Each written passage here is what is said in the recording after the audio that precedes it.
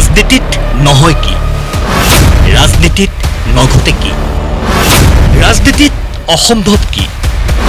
ৰাজনীতিত সকলো হয় সকলো ঘটে সকলো সম্ভৱ প্ৰয়াত এগৰাকী ৰাজনীতিকৰ কথা প্ৰাক্তন মন্ত্ৰী এপিচিচিৰ প্ৰাক্তন সভাপতি ৰাজ্যৰ এগৰাকী সবল নেতা ক'ব খুজিছো প্ৰয়াত অঞ্জন দত্তৰ কথা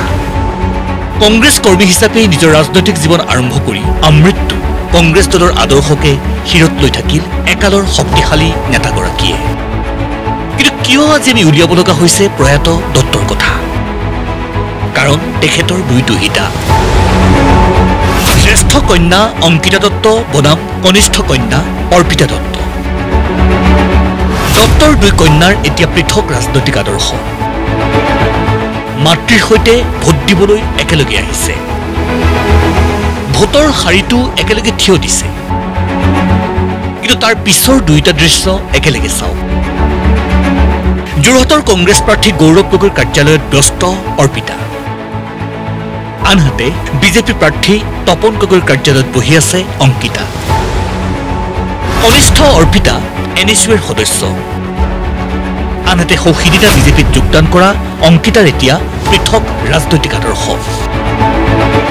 ভাষ্য দুয়োৰে পৃথক শুনিবলৈ আকৰ্ষণীয় দুয়োৰে যুক্তি নিজৰ নিজৰ পক্ষত